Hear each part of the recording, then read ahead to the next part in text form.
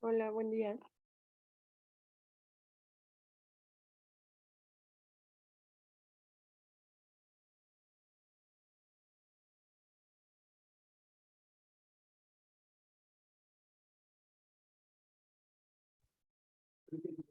Hola, buen día, doctora. ¿Nos escucha? Sí, escucho. Sí.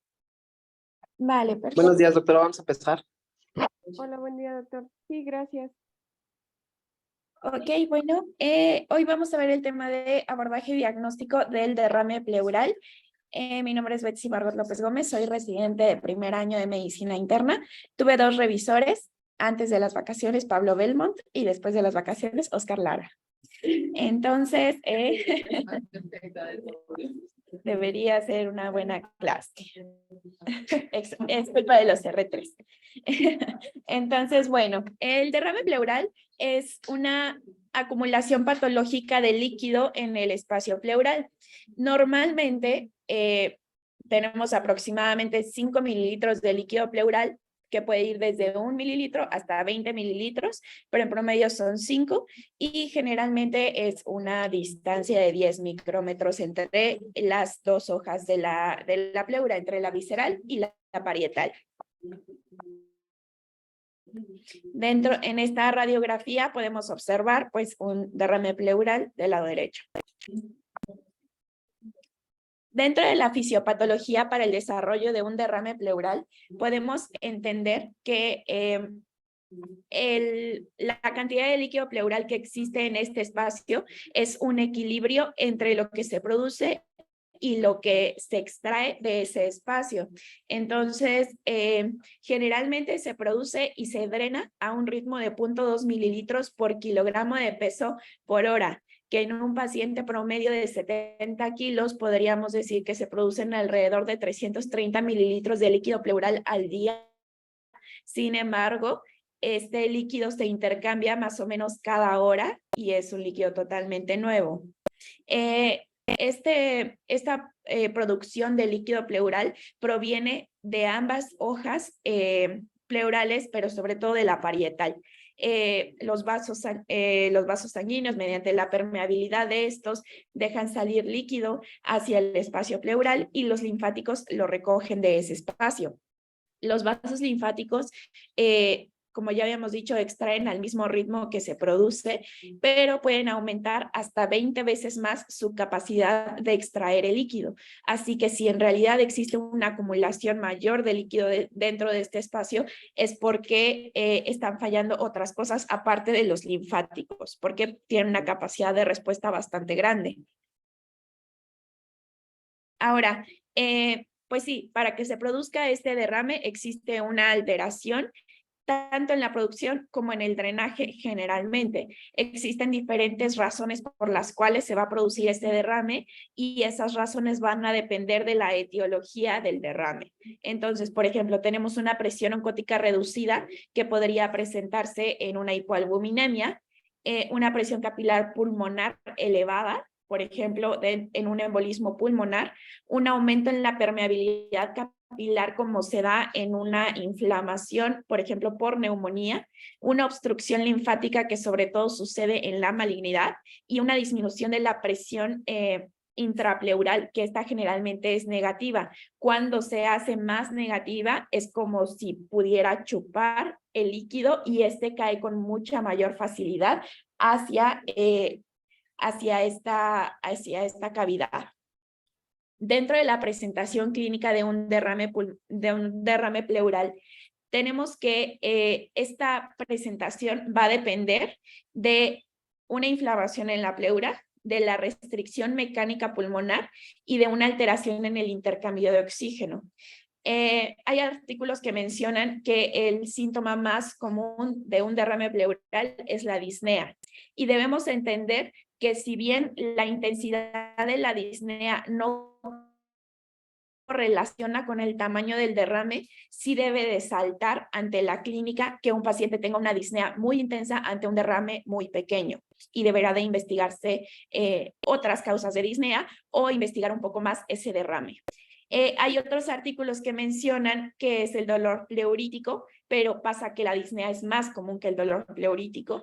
Y este dolor generalmente va a aparecer en la zona afectada, ya sea unilateral o bilateral, es de una intensidad variable y se va a asociar al ciclo respiratorio y es de tipo pulsante.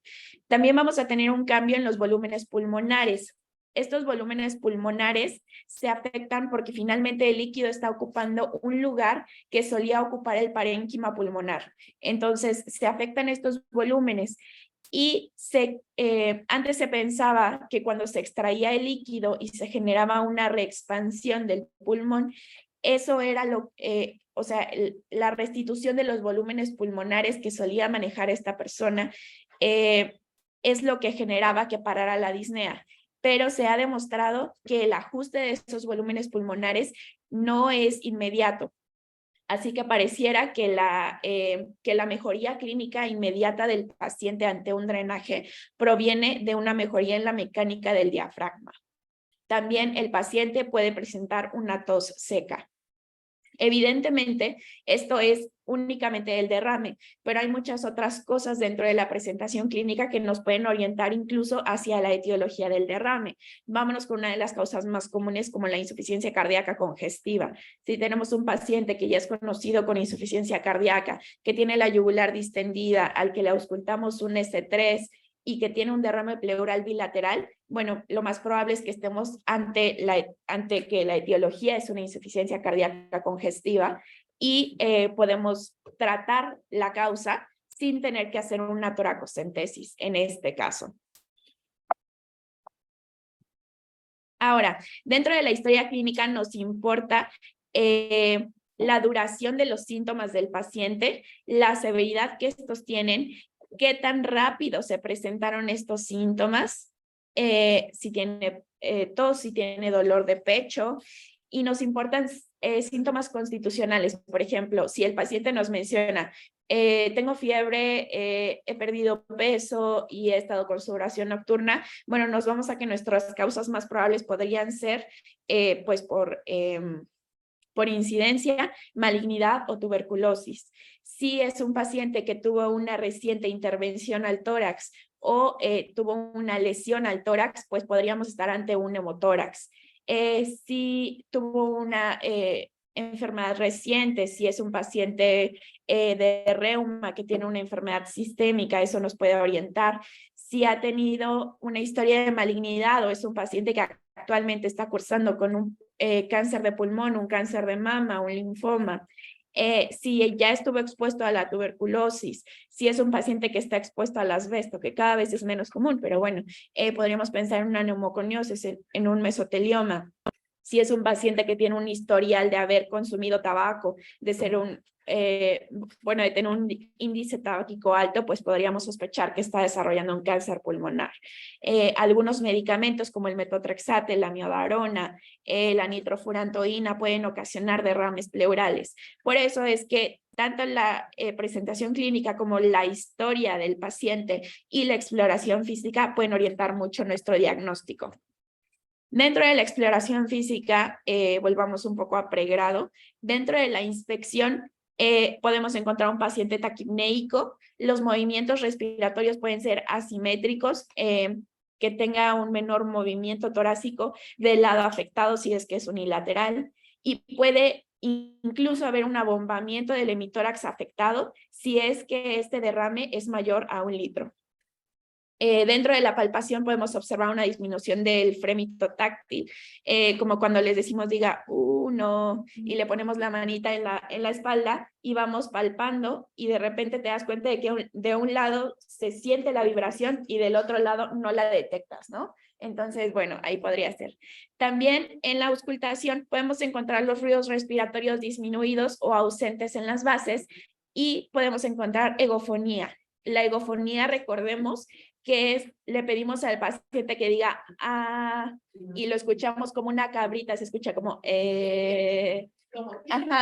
como una cabrita cuando la auscultamos, ¿vale? Y en la percusión encontraríamos matidez en la zona en la que se encuentra el derrame. Esto es muy importante para realizar la toracocentesis a ciegas. Sin embargo, sabemos que la mejor manera de realizar una toracocentesis y que ya no hay excusa para no hacerlo de esa forma es con un ultrasonido. Ahora, en la imagen, cuando lo tienes claro, si no, pues a ciegas y con la clínica, ¿no? Ahora, en la imagen, una vez que llega nuestro paciente con una presentación clínica, ya lo exploramos, ya tomamos la historia, nuestro primer gabinete a solicitar es una radiografía de tórax para confirmar nuestro diagnóstico. En una radiografía de tórax PA, lo que podemos encontrar comúnmente es un borramiento de los ángulos costodiafragmáticos. Eso sería en los laterales cuando es en la PA y podría ser el posterior cuando estamos ante una toma lateral. Ahora, existe algo que se llama signo del menisco, que se ve sobre todo en la PA. Aquí no se ve muy bien, ahorita les muestro otra imagen.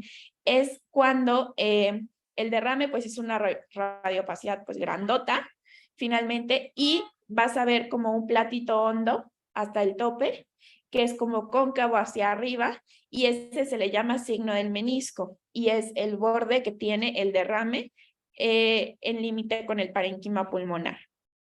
En los loculados hay veces que ese signo del menisco no existe.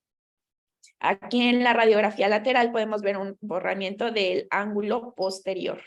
Y eso se da porque finalmente en la radiografía lateral el ángulo costodiafragmático posterior está mucho más abajo que el anterior y es por gravedad donde se asienta el derrame.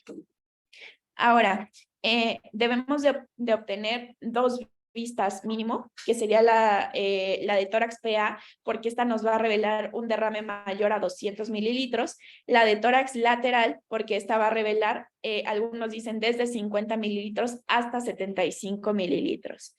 Y se podría tomar una otra proyección extra, que sería la de lateral en decúbito, para confirmar que ese líquido tiene un flujo libre y no está loculado. Ahora, en un artículo nos mencionan que se ha intentado hacer un diferencial entre trasudado y exsudado mediante la tomografía de tórax. Y esto lo sabemos por las unidades Hounsfield.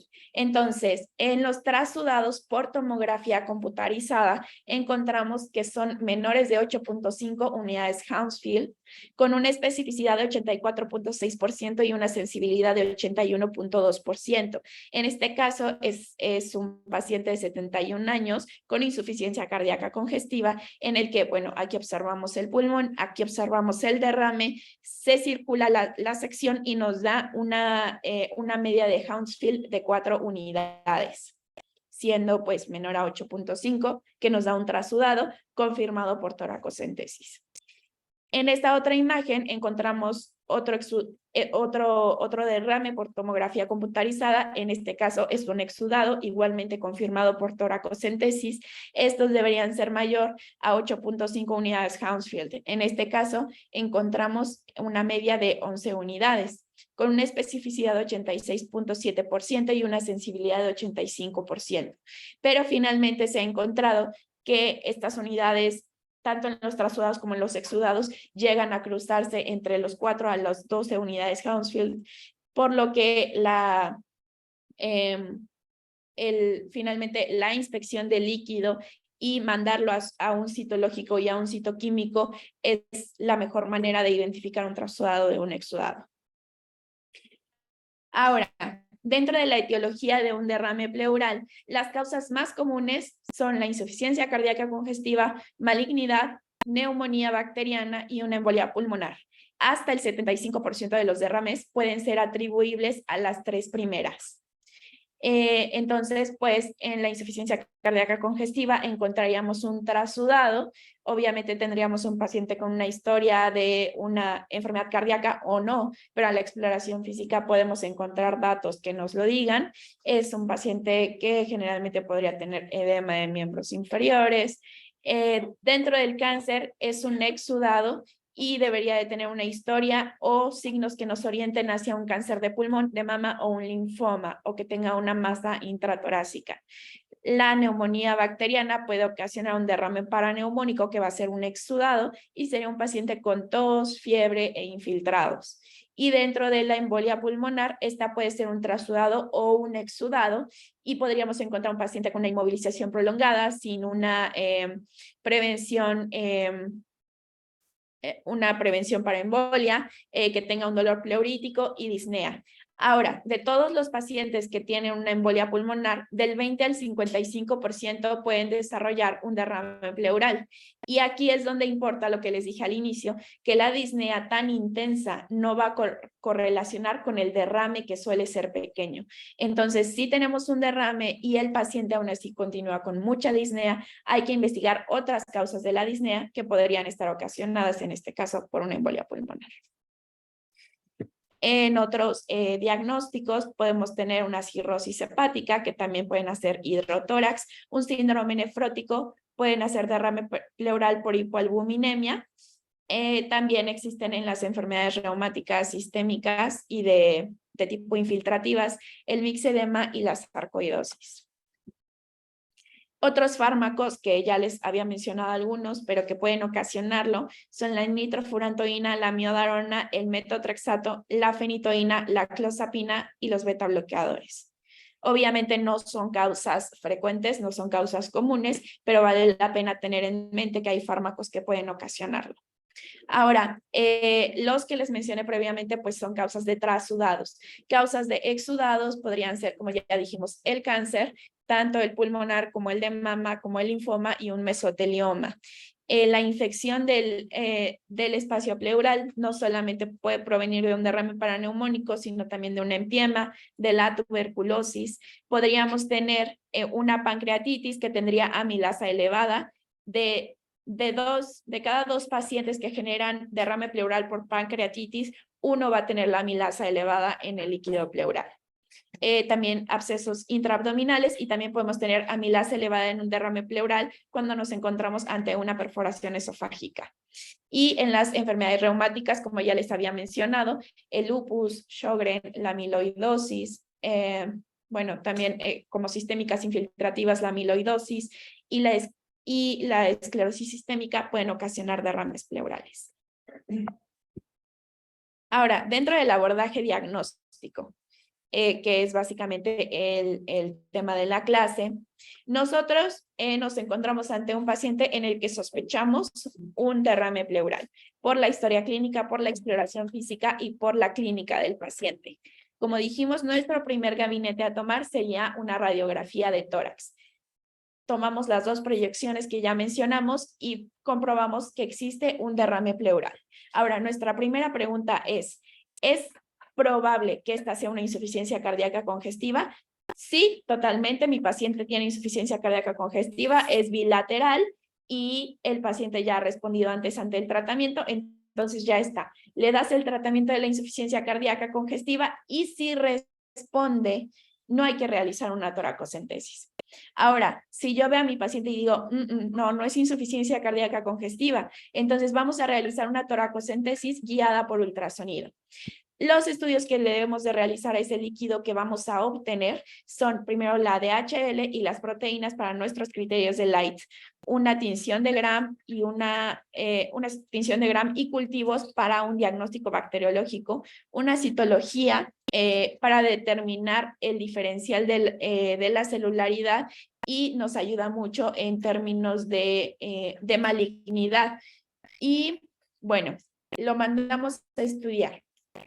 Pero hay veces en las que extraemos el líquido y si vemos pus, pues bueno, ya está nuestro diagnóstico, ¿no? Es un derrame, pues es un derrame infectado. Si el paciente tiene una neumonía, es un derrame paraneumónico. Si no, habrá que investigar por qué está infectado, pero bueno, le damos un tratamiento. Si lo mandamos a estudiar y vemos que por criterios de Light es un exudado, ok, entonces hay que hablarle a neumo, dicen aquí. También le podemos tomar una tomografía con contraste, como ya mencionamos en las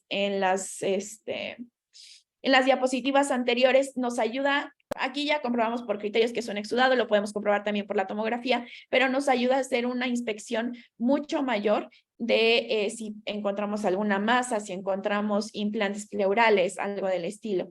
Le tenemos que hacer un test para tuberculosis en caso de que lo sospechemos o si sospechamos de alguna otra infección.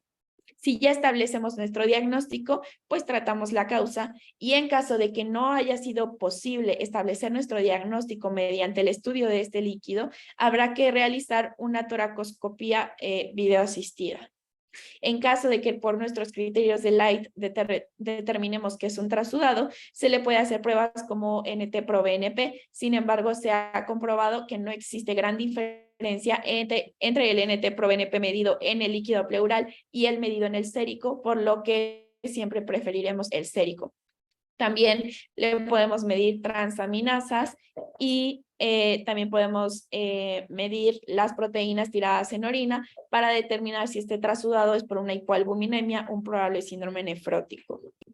Ese sería nuestro abordaje diagnóstico ante un derrame pleural. ¿Alguna duda hasta aquí? ¿No? Ok, continuamos entonces.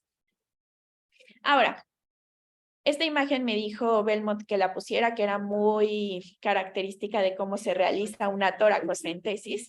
Así es, entonces las indicaciones para una toracocentesis sería que la etiología de un derrame pleural no esté clara, que busquemos aliviar síntomas relacionados como la disnea y el dolor pleurítico, que nuestros síntomas estén fuera de proporción, como ya lo había mencionado, si no responde al tratamiento instaurado, sí, pues, si no responde ante el tratamiento instaurado, por ejemplo, si yo vi al paciente tiene insuficiencia cardíaca congestiva, derrame bilateral, y decidí tratar la insuficiencia cardíaca y le doy el tratamiento y no está respondiendo, entonces está indicada una toracocentesis. Que el paciente presenta una descompensación respiratoria o cardíaca y una neumonía porque debemos de descartar un empiema.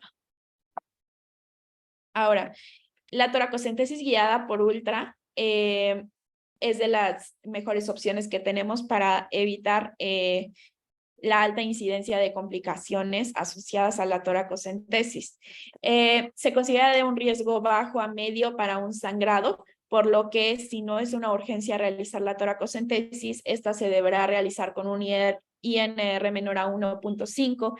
La aspirina no debe ser suspendida, sin embargo, los anticoagulantes como el clopidogrel sí deberán ser suspendidos 5 días antes en caso de que sea factible. La ventaja de un ultrasonido es que detecta cualquier grado de derrame, a diferencia de la radiografía. Este nos va a detectar todo el líquido que existe desde los 5 mililitros. Va a permitir una visualización de la lesión y en caso de ser necesario redirigir el procedimiento.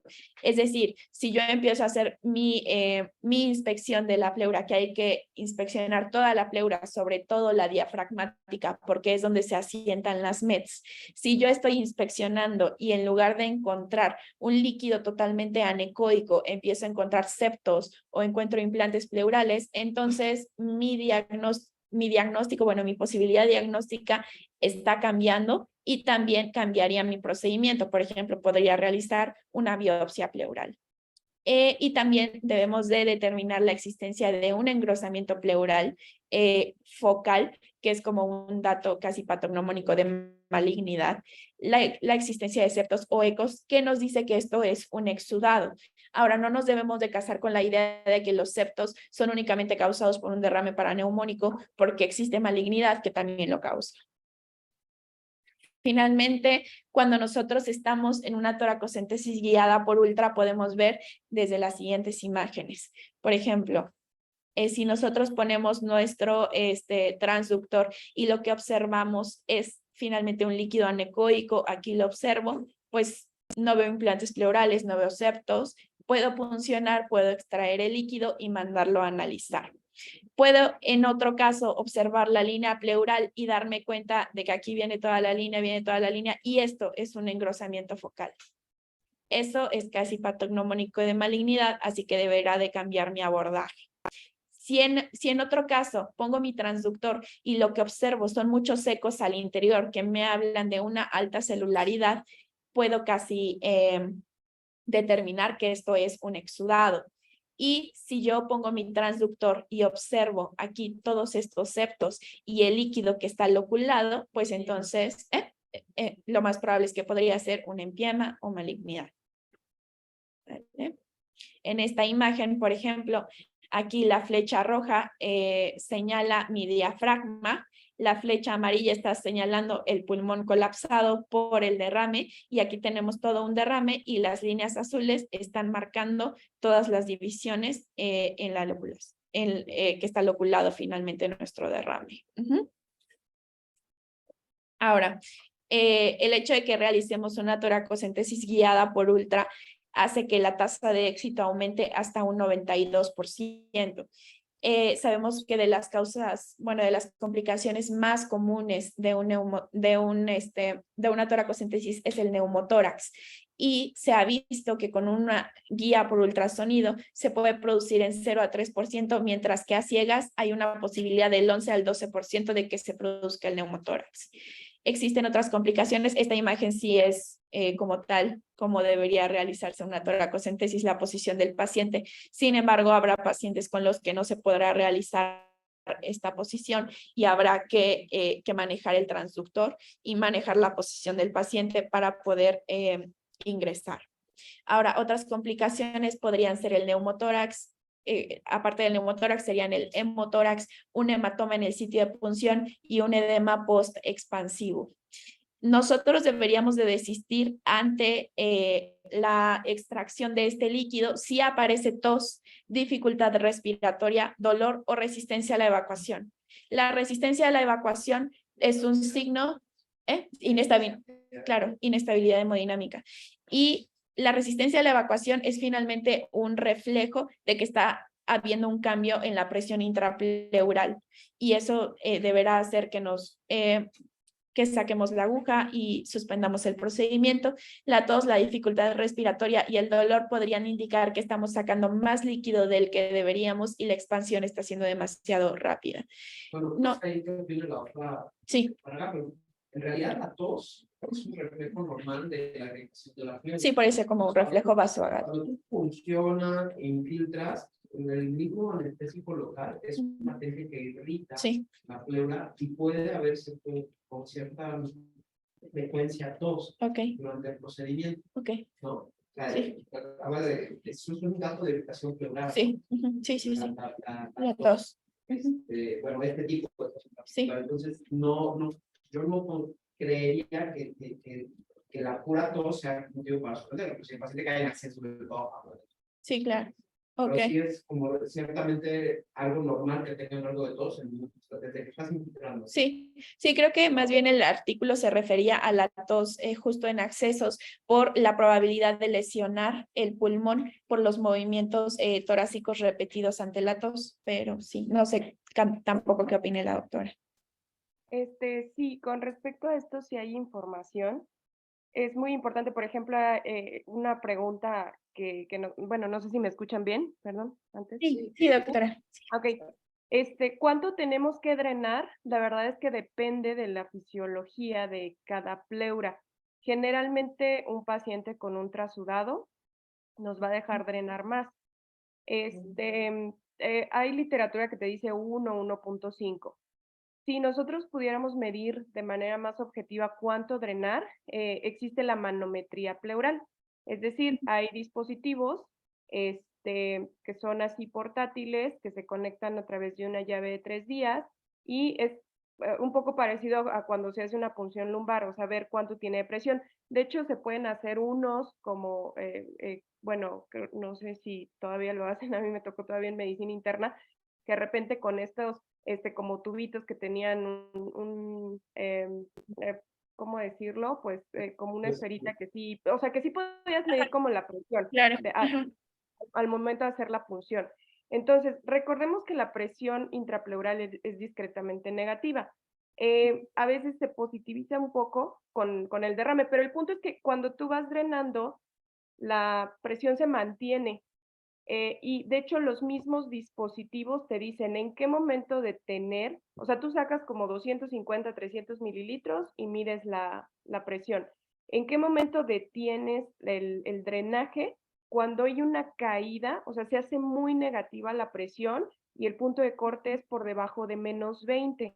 Es decir, te está diciendo que la presión se hizo muy negativa y generalmente esto corresponde a que o sea, la cavidad, aunque no se reexpande completamente, tú esperas que haya un poco de, o sea, al momento tú esperas que poco a poco vaya un poquito como de reexpansión y que esa presión en la cavidad se equilibre. Si hay una caída, significa que el pulmón está como muy colapsado y ese es como que el primer factor que nosotros tomamos en cuenta para dos cosas. Uno, que el pulmón está atrapado y que no va a reexpandir. Y dos, que tienen riesgo de edema agudo por reexpansión.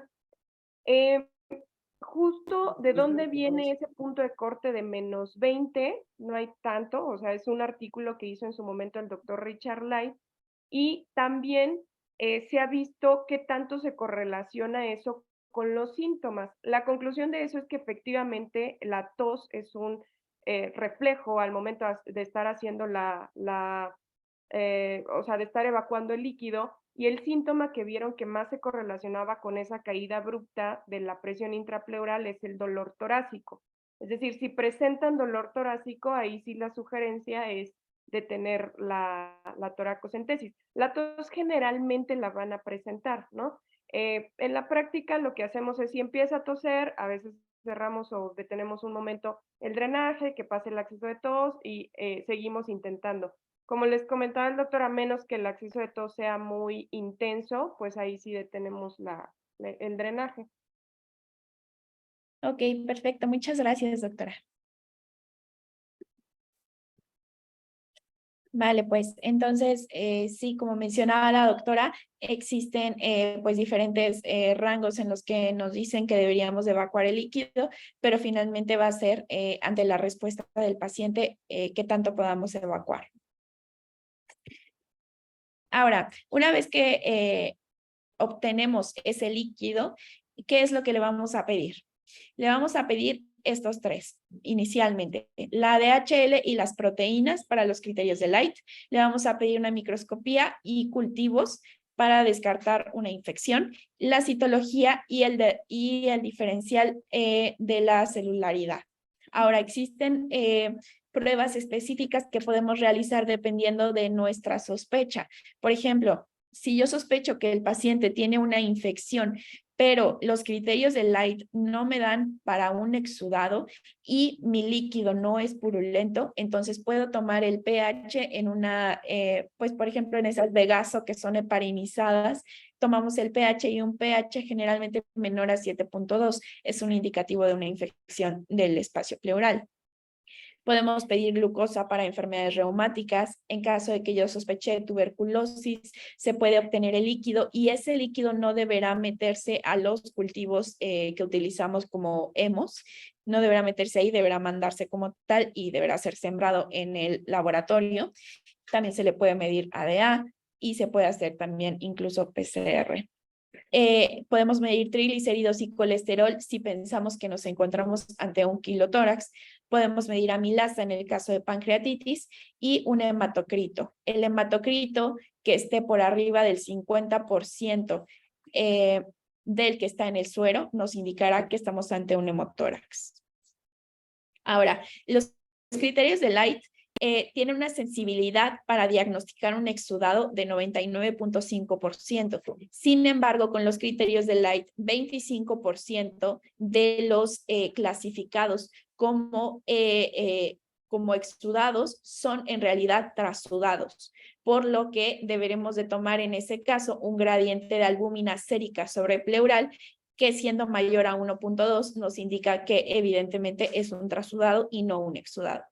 Los criterios de Light nos dicen que un derrame pleural se considera exudado si cumple con al menos una de las siguientes. La concentración de proteínas en el líquido del derrame entre la concentración de proteínas del suero es mayor a 0.5. La DHL en el líquido pleural es mayor de 2/3 del límite superior normal del suero. Hay artículos que mencionan que la DHL debería ser mayor a 200 unidades internacionales. La concentración de DHL en el líquido pleural entre la concentración de DHL en el suero es mayor a 0.6. Ahora, algunas consideraciones. Un pH bajo en un derrame pleural maligno se asocia a una menor supervivencia. Un pH ácido en un derrame pleural se genera en infecciones pleurales complicadas, tuberculosis, artritis reumatoide y un origen maligno. Deberemos de colocar un drenaje en caso de que tengamos un pH menor a 7.2, una glucosa menor a 40 o un empiema, que ahorita vamos a hablar de eso, porque se asocia a un derrame paraneumónico complicado. Y entre más rápido se realice ese drenaje, mayor tasa de éxito tendremos en tratar al paciente. Como ya les había mencionado, se puede tomar el NT-proBNP en el líquido pleural para una falla cardíaca, sin embargo se prefiere el sérico porque no existe tan amplia diferencia entre ambas mediciones. Y el diferencial celular nos ayuda un poco a orientarnos hacia determinadas etiologías, como podría ser los neutros en un proceso agudo, en un empiema, en un embolismo pulmonar o un derrame paraneumónico, y los linfocitos sobre todo en tuberculosis, en derrames que ya llevan mucho tiempo, sobre todo de origen maligno, y la insuficiencia cardíaca congestiva. El tratamiento de un derrame pleural dependerá totalmente del pronóstico y de su etiología, ¿ok? Eso lo veremos con los dos más comunes que siguen. Como mi tema era como tal el abordaje diagnóstico del derrame pleural, que es lo que acabo de dar, solamente quise hacer unas pequeñas consideraciones de los dos derrames más comunes, que son el paraneumónico y el maligno. Dentro del derrame paraneumónico tenemos esta clasificación que es bastante conocida de 7 tipos de derrame paraneumónico. Tenemos la clase 1, que es un derrame insignificante, que básicamente no tiene una traducción clínica y por ende no necesita una toracocentesis. En la clase 2 tenemos un derrame paraneumónico típico, en el que la glucosa es mayor a 40 y el pH es mayor a 7.2 y generalmente los cultivos son negativos. Aquí únicamente utilizamos antibióticos, dice esta tabla, sin embargo los artículos más recientes mencionan que desde aquí se debe realizar una toracocentesis. La clase 3 es un derrame pleural limítrofe, es decir, el pH está entre 7 y 7.2, una DHL mayor de 1000 unidades internacionales, la glucosa menor de 40 y con cultivos negativos, que es lo que hace la diferencia. Debemos de utilizar antibióticos y una toracocentesis seriada mencionan aquí. Sin embargo, se ha visto que las toracocentesis seriadas únicamente aumentan la sensibilidad de la citología cuando realizas 2, es decir, la sensibilidad con una toracocentesis es del 60% para un diagnóstico y con una segunda del 75%. A partir de ahí, la sensibilidad ya no aumenta, por lo cual ya no está indicado realizar una siguiente toracocentesis, sino más bien una toracoscopía. En la clase 4 tenemos un derrame complicado simple. El pH es menor a 7, la glucosa es menor a 40 y tenemos cultivos positivos, pero no existe pus ni tabiques. Aquí se realiza una toracostomía. Como decíamos, un pH menor a 7.2, glucosa menor a 40. Generalmente ya debemos de realizar, ya debemos de colocar un drenaje. En la clase 5 tenemos un derrame complicado complejo, en donde ya los cultivos están positivos y hay múltiples tabiques.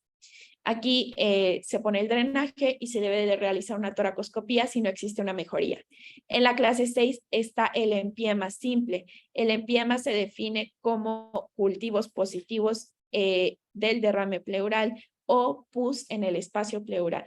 En el caso de que esto exista y ya haya, aquí el líquido puede estar libre o puede existir ya una aceptación. Aquí podría realizarse una decorticación, pero si solamente existe un septo, pues un drenaje. Y en la clase 7, que es un empiema complejo, la pus es franca y existen múltiples tabiques, por lo que generalmente va a requerir toracoscopía y decorticación. Ahora, aquí las diferencias entre un derrame paraneumónico, que es cualquier derrame secundario a una neumonía viral o bacteriana o un absceso pleural. Que sea complicado significa que este derrame requirió algún procedimiento para resolver y que generalmente tiene cultivos positivos. Y un empiema ya es la presencia de bacterias o pus en el espacio pleural. Nuestras causas más comunes serían Streptococcus pneumoniae, Haemophilus influenza y un Staphylococcus aureus. Sin embargo, las gram negativas cobran importancia cuando este es de origen intrahospitalario. Y es muy importante que los artículos mencionan que aunque se tenga una neumonía y se tenga un derrame paraneumónico, no necesariamente es el mismo agente causal el que está ocasionando la neumonía y el que está ocasionando el empiema, ¿ok? Entonces eso es importante porque podrían requerir una antibiótico-terapia diferente. Existen fases del derrame paraneumónico que son 3 en específico. Una fase exudativa, una fase fibrino-purulenta y una fase de organización. En la fase exudativa hay un derrame de líquido y células hacia el espacio pleural. ¿Qué sucede? Que existe la neumonía, hay una inflamación y esta inflamación ocasiona una dilatación de los vasos, ocasiona una mayor permeabilidad capilar y este líquido, proteínas, se empiezan a tirar hacia el espacio pleural. Y existe un predominio de neutrófilos en el espacio. Cuando no damos antibióticos con una prontitud, esta fase puede evolucionar hacia la fibrinopurulenta, que es donde se empiezan a depositar coágulos y membranas de fibrina que empiezan a hacer que se locule ese líquido. Los neutros empiezan a fagocitar a las bacterias y se liberan proteasas y hay cultivos positivos. Aquí ya se empieza a aceptar. En el caso de que no se le dé tratamiento todavía, entonces viene la fase organizativa, donde los fibroblastos ya van a invadir y van a formar una capa que no es elástica sobre la pleura y van a generar un atrapamiento del pulmón. Lo que se va a ver cuando nosotros hacemos un drenaje de líquido y el pulmón no reexpande porque está atrapado. Eso también puede suceder en la malignidad y es importante para el tratamiento que se le va a dar. Ahora, 40% de las neumonías van a tener un derrame paraneumónico y de estas que generan derrame paraneumónico, el 10% va a progresar a un empiema. Repito, se deberá de colocar un drenaje cuando haya un pH menor de 7.2, una glucosa menor de 40 o cultivos positivos porque se va a complicar. Dentro de esta tablita nos dicen qué deberíamos o podríamos realizar ante las diferentes fases o diferentes, pues sí, evoluciones de un derrame paraneumónico. Cuando este es simple y tenemos un pH mayor a 7.2 y no tenemos cultivos positivos, únicamente realizamos una toracocentesis. Sin embargo, cuando este se complica y el pH ya es menor de 7.2 y la glucosa menor de 40, ya se coloca el drenaje y hay estudios que han visto que la impregnación del espacio con este activador del plasminógeno tisular genera una mejoría y una disminución en el internamiento de 3 días aproximadamente. Y a ese también se le puede realizar videotoracoscopía. Y en el caso del empiema, que ya es cuando tenemos los cultivos positivos, se coloca drenaje y se debe realizar videotoracoscopía. Entonces, ¿hacen videotoracoscopía? Sí, Lo escuché bien. Ah, qué bonito. Okay. Entonces, eso como envolviendo. Sí, soy tórax. ¿Es toracoscopía abierta? Sí, es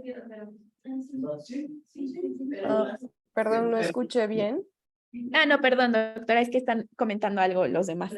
Por eso dejé de. ¿Que si hacen tórax en el hospital? Sí, cirugía de tórax hace la toracoscopía. Sí, el doctor Céspedes, de hecho, él tiene como una alta especialidad en cirugía uniportal, porque a veces utilizas 2 o 3 puertos y él es como muy sencillo o menos extenso el procedimiento, incluso lo hace a través de un puerto. En Estados Unidos se utiliza el término de toracoscopía médica, que pueden hacerlo los médicos clínicos, por ejemplo, medicina interna, neumología, para biopsias, ¿no? O sea, no haces como procedimientos tan grandes, es más que nada como diagnóstico. Pero en el hospital sí lo hace el doctor. Muchas gracias, doctora. Y bueno, estas son como las consideraciones que pensé exponer sobre el derrame paraneumónico. Y ya por último, las consideraciones del derrame por malignidad. Finalmente, la aparición de un derrame constante ante una malignidad es un factor de mal pronóstico. Generalmente se otorga mucho menos de 1 año de supervivencia cuando el paciente ya presenta derrames pleurales constantes. Tenemos 2 maneras de atacar ese derrame pleural que afecta la calidad de vida del paciente. Tenemos la pleurodesis y tenemos el catéter pleural permanente. La pleurodesis es finalmente obliterar el espacio pleural al unir las dos hojas pleurales mediante una inflamación y fibrosis que se ocasiona por una rápida instalación de, por ejemplo, un talco, ¿vale? Eso se realiza con un talco estéril en la mayoría de las ocasiones, pero la pleurodesis tiene sus indicaciones que vamos a ver ahora. Y colocamos un catéter pleural permanente. Más que talco, no sé qué tiene la doctora, pero más que talco se utiliza la bleomicina. Sí, también se utiliza la bleomicina, pero de hecho no sé si aquí, porque en todos los artículos que leí hablaban sobre el talco. No sé, doctora. Doc, ahí sí, fíjese que sí hay revisiones de agentes esclerosantes. Cochrane, que tiene estas revisiones sistemáticas y metaanálisis, la realidad es que el que nos pone como en primer lugar de efectividad es el talco de grado médico. En México tuvimos mucho el problema en años anteriores, de hecho cuando yo era residente no usábamos tanto el talco porque no había de grado médico en México, era el talco que conocemos, que la partícula requiere, o sea, el de grado médico viene con un tamaño de partícula muy específico y libre de asbesto, por este tema de que pues si se va la pleura, tú lo que no quisieras es esta relación con el mesotelioma. Entonces, antes no había y en algunos lugares utilizaban el talco como común y lo esterilizaban. Entonces, por el tamaño de la partícula, la reacción inflamatoria era muy intensa, incluso como que describían casos de síndrome de distrés respiratorio agudo. Actualmente ya contamos con talco, de hecho sí hay talco en el hospital. Hay para su aplicación a través de la sonda y a través de toracoscopía, y estrictamente en las revisiones es el que tiene mejor efectividad en cuanto a al éxito de la pleurodesis.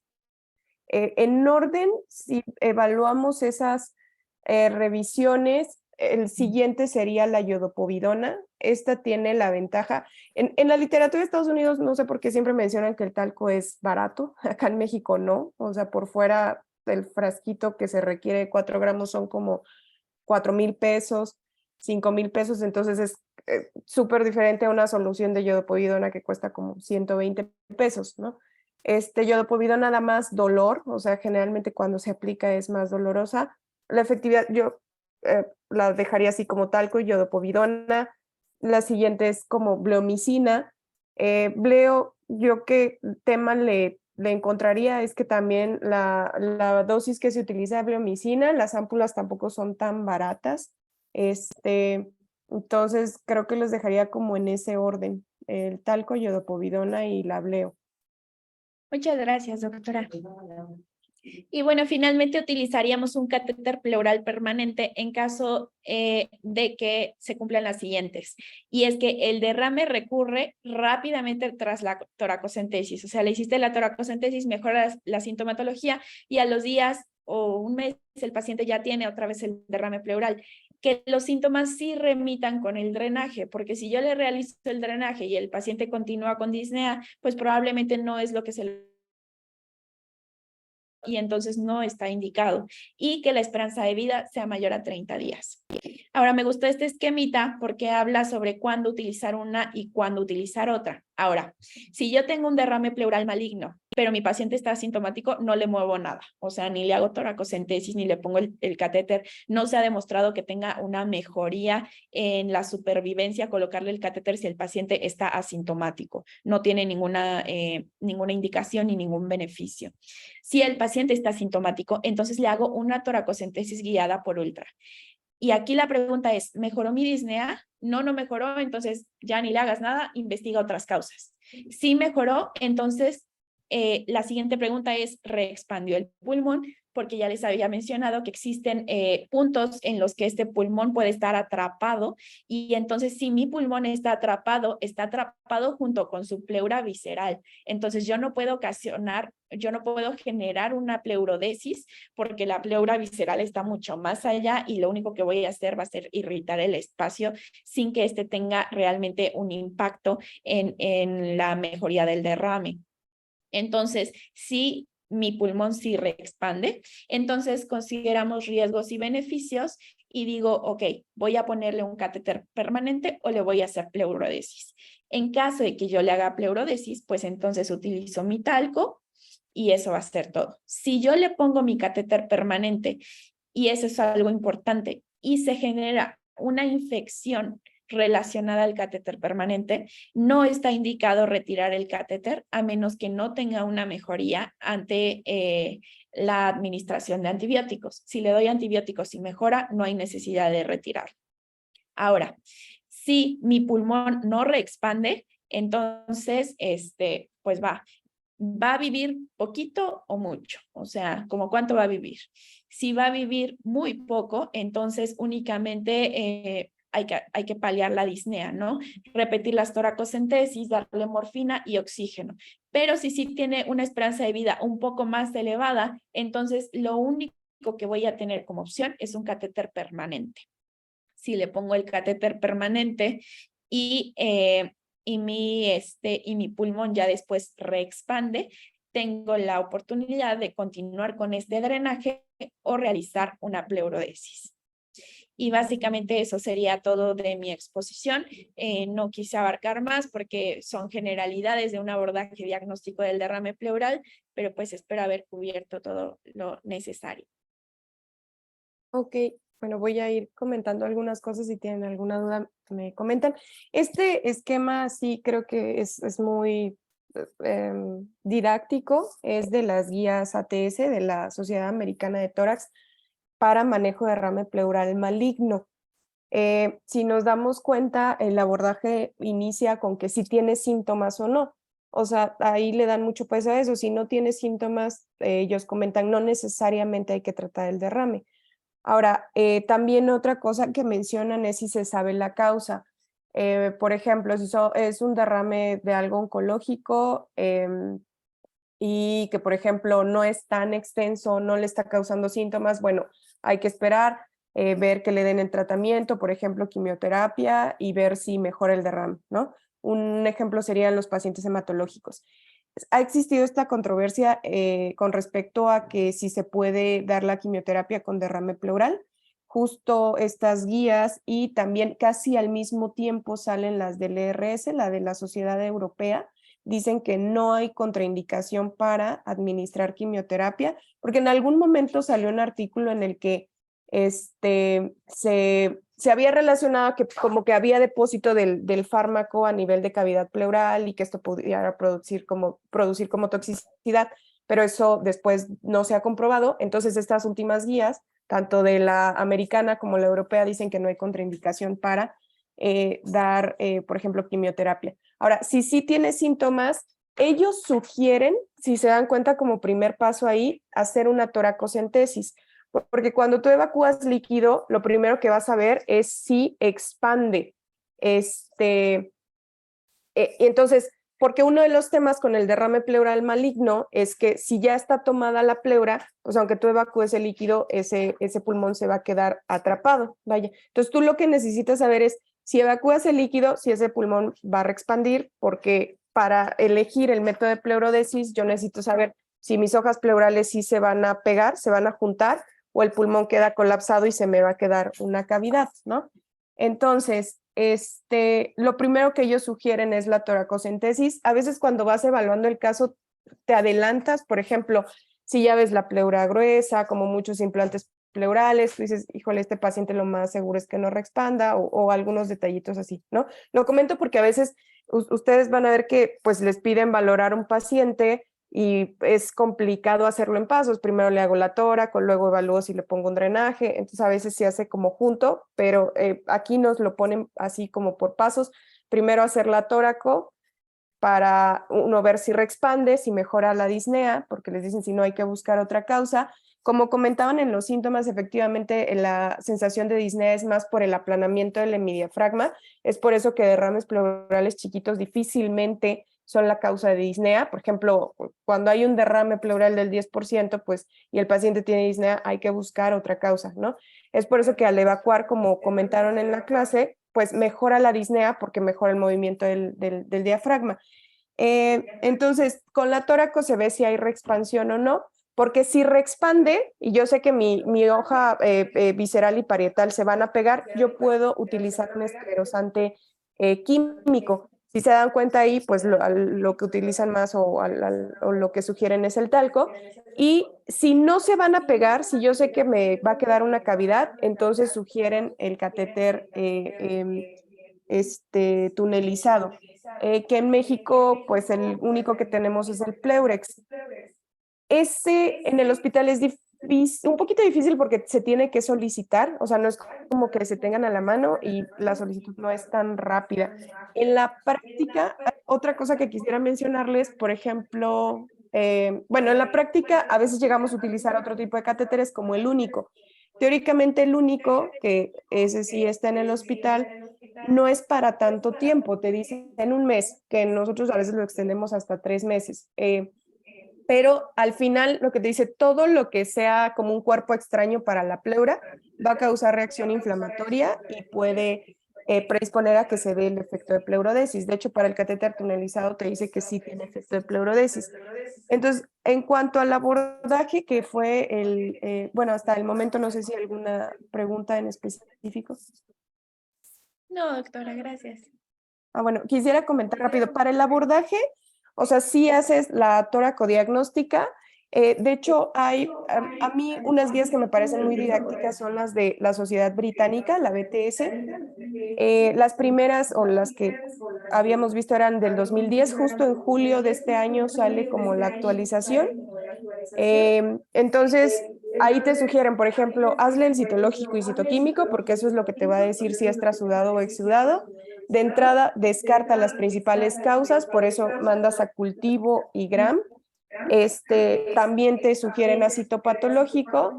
Y en México, algo que yo creo que sí, o sea, las guías internacionales no te lo ponen porque pues no es la prevalencia de tuberculosis, seguramente en esos países no es tan alta, pero aquí en México sí habría que considerar hacer ADA.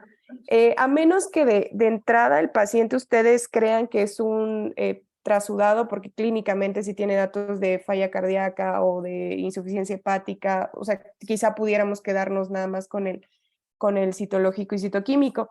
Aunque se han propuesto varios criterios para diagnóstico hoy por hoy, desde los 70s que el doctor Richard Light publica o hace la publicación de este estudio de la diferencia entre trasudados y exudados, son los que siguen vigentes hasta la actualidad. Como bien mencionaron, los criterios de Light tienen una alta sensibilidad. O sea, a mí lo que no quiero es que se me vayan esos pacientes que pudieran tener un trasudado. Perdón, que pudieran tener un exudado. Entonces, como dijeron, entre el 15 y 25% de los exudados van a estar mal clasificados. O sea, me va a diagnosticar exudados de más. Por esta sensibilidad alta, generalmente, si el resultado del citológico y citoquímico es un trasudado, es que sí es un trasudado. Si es un exudado, en donde queda la duda es, por ejemplo, es que me salió exudado, pero clínicamente tiene datos de falla cardíaca y sabemos que, bueno, pues esto puede modificarse, por ejemplo, la principal causa es por uso de diuréticos, ¿no? Pero hoy por hoy son los criterios de Light. Si después nos queda alguna duda, pueden utilizar estas variables como los gradientes de albúmina o de proteína, pero siempre es en este orden, primero los criterios de Light y después los gradientes. ¿Qué otra cosa? Bien mencionaban de cuando el derrame pleural se locula, la primera causa es infeccioso, pero la segunda es oncológica, entonces sí hay que considerarlo. ¿Qué otra cosa? Me parece, por ejemplo, hay indicaciones muy precisas para drenaje, digo, aunque sé que el tema principal es el abordaje, si quisiera mencionarlas. Por ejemplo, si ustedes hacen una tóraco y es pus, es sangre o tiene un hidroneumotórax, eso de entrada ya se gana un drenaje pleural, o sea, un tubo torácico. Hay controversia en cuanto al tamaño, generalmente te dicen no necesariamente tiene que ser de gran tamaño, aquí van a ir valorando. ¿Qué más? Otra cosa que me pareció interesante es que comentaban que en el derrame pleural paraneumónico efectivamente el agente etiológico no necesariamente es el mismo que el de la neumonía. Ahorita sí, de hecho desde las guías de BTS del 2010 ellos ya te sugerían utilizar el ultrasonido. En ese entonces pues no, al menos acá en México no estaba tan como utilizado, creo que cada vez se sigue utilizando más. La indicación es porque una es, por ejemplo, lleven la radiología y que le hagan el punto y luego lo regresan. No, la indicación es en cama, o sea, al momento de estar haciendo el rastreo, en ese momento establecer y realizar el sitio de punción. Y bueno, en cuanto al abordaje, o sea, yo podría decir eso, hay que establecer si es un trasudado o es un exudado, ya mencionaron las principales causas y efectivamente el tratamiento va a estar muy dirigido hacia cada uno. Para el caso del trasudado, si ustedes recuerdan, nos dicen, bueno, hay que tratar la causa principal. Si ven que el derrame pudiera ser pequeño, que no genera síntomas, no sé, hablo de una insuficiencia cardíaca, ajustar el tratamiento. Si empieza a generar síntomas es cuando se empieza a considerar el drenaje.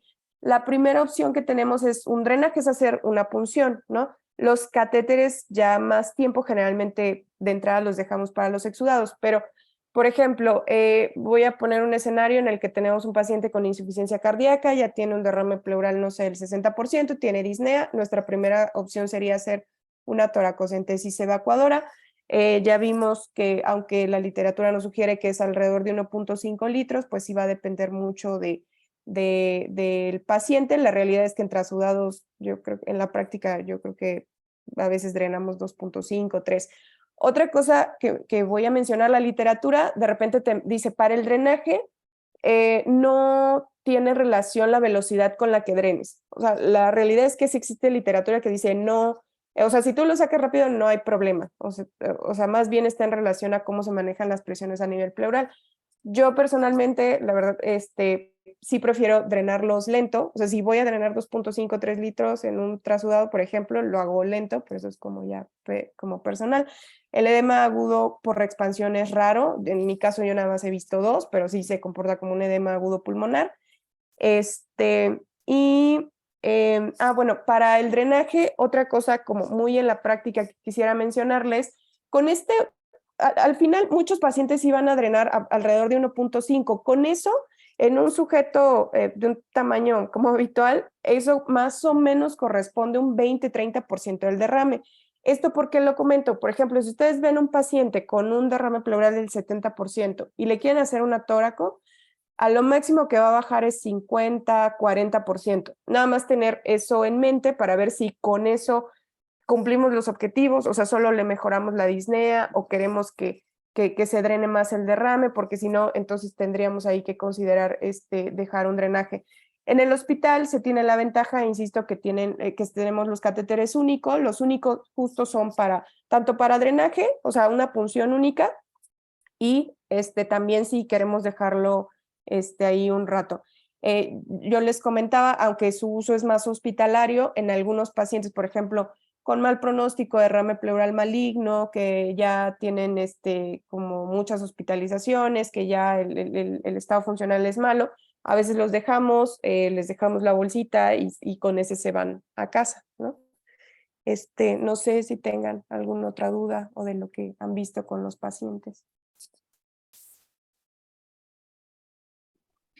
No, me parece que no, doctora. Muchísimas gracias. Ok, pues bueno, entonces nos vemos mañana. Gracias. Gracias, doctora. Nos vemos mañana. Hasta luego.